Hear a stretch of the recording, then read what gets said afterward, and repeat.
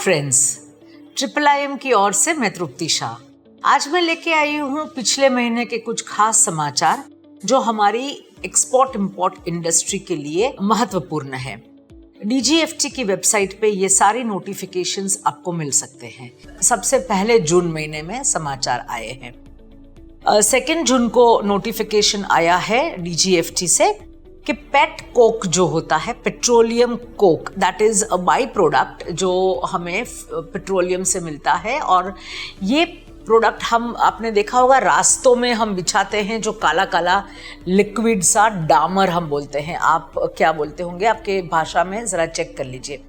तो this is a prohibited item for fuel. उस पे आग लगाने की कोई भी प्रक्रिया करनी है तो वो प्रोहिबिटेड है।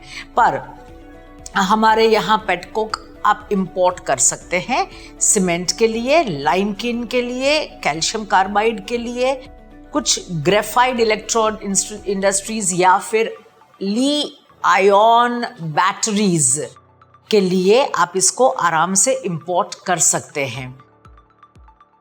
This is where the change in import policy is been seen. दूसरा हमारा न्यूज है 14 जून का, और यहाँ पे थोड़ा सा अमेंडमेंट किया गया है हमारी फॉरेन ट्रेड पॉलिसी जो 2023 में अनाउंस हुई 31 मार्च को। वो अमेंडमेंट ये है कि टेक्सटाइल और टेक्सटाइल आर्टिकल्स के टेस्टिंग के लिए उसका जो एक सर्टिफिकेट निकलता है वो एजो डाइज होती हैं, SZO डाइज। और ये डाइज का सर्टिफिकेट जरूरी नहीं है यदि आप एक्सपोर्ट कर रहे हैं European countries, Serbia, Poland, Denmark, Australia, Canada, Japan, south Korea and United kingdoms. तो ये अमेंडमेंट आप जरूर चेक कर ले। यदि आप टेक्सटाइल इंडस्ट्री में हैं तो एजो डाइज, AZO और उसकी डाइज का टेस्टिंग जरूरी नहीं है फिलहाल। 14 जून का DGFT का नोटिफिकेशन है, चेंज और अमेंडमेंट इन FTP 2023। अमेंडमेंट एक और आया है जो अगेन 14 जून का ही है, वो है for HS code. Again this is for import. HS code 1203000। ये चैप्टर 12 में आता है एंड इंपोर्ट पॉलिसी है कोपरा, जो कोकोनट का जो हम छिलके जो अंदर का सफेद यूज करते हैं वो कोपरा has now become a restricted product. पहले कोपरा was imported by the trading state, जो भी respective state trading enterprise। अभी वो चेंज होके नाफेद के NAFED नाफेद के थ्रू ही हमें उसका इंपोर्ट करना है यदि करना है तो ये चीज आपको ध्यान में लेनी है। 20 जून का DGFT का नोटिफिकेशन है ट्रेड के लिए, यानी कि एक्सपोर्ट के लिए।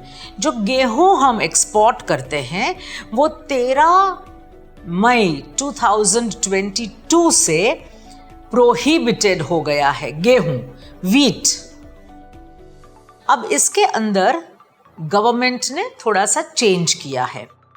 On humanitarian grounds, if some other countries require wheat or you have received a letter of credit irrevocable LC and that too you are guaranteed of the money or the payment, और या फिर आपने advance में payment ले लिया है, in that case we can export it. Notification number 09/2023 20 जून 2003 आप ज़रूर से पढ़ लेना अगर आप गेहूं एक्सपोर्ट करते हैं तो।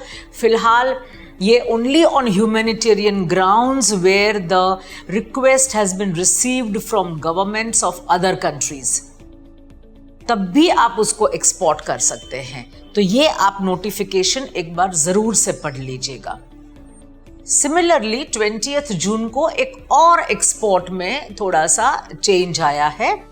एक्सपोर्ट ऑफ ब्रोकन राइस, जो चावल के दाने होते हैं जो वो टूटे हुए, मतलब ब्रोकन राइस जिसको हम बोलते हैं, उसका भी प्रोहिबिटेड आइटम है, ये भी आप एक्सपोर्ट अभी फिलहाल नहीं कर सकते हैं।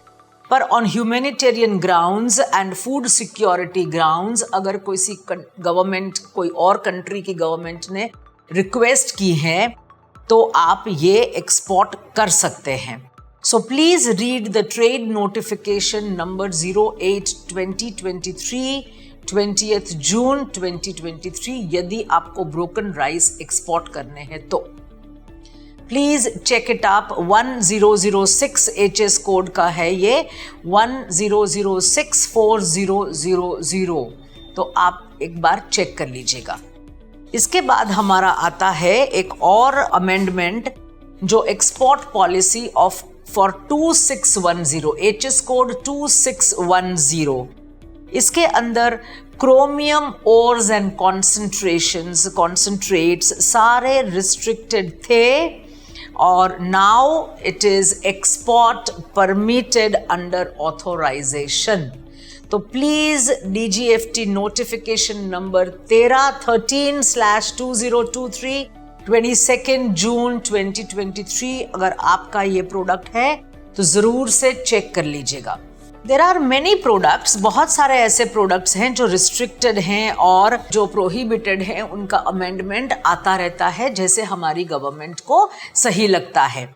नाउ एक और एंट्री है on serial number 38 of appendix 2T under FTP foreign trade policy 2023। ये जो सीरियल नंबर है उसके अंदर हमारा export promotion council for medical devices अभी एक नया काउंसिल बन चुका है और इसके अंदर बहुत सारे प्रोडक्ट्स हैं। प्रोडक्ट्स का लिस्ट है 117 प्रोडक्ट्स हैं इसके अंदर। तो ये प्रोडक्ट्स के लिए यदि आपको एक्सपोर्ट करना है, मेडिकल डिवाइसेस यानी सर्जिकल आइटम्स यानी micropores, surgical tapes, cotton wool, medicated wool, X-ray diagnostic reagents वगैरह सब कुछ आपका जो होता है, ophthalmic lasers, ultrasound, stethoscopes etcetera जो भी रहता है वो अभी आ गया है export promotion council for medical devices के अंदर।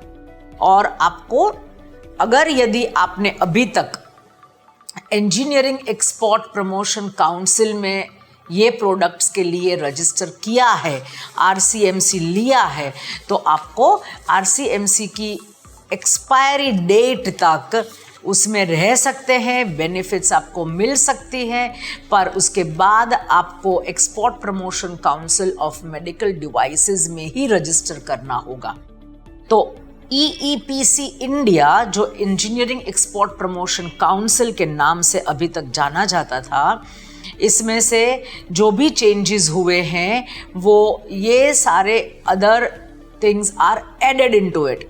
Machinery and equipments, motor vehicles, automobile components, builder hardware, railways की parts and articles, mica, pumps of all types, electrical and home appliances, hand and machine tools, ये सारे आप अभी EEPC India में register कर सकते हो।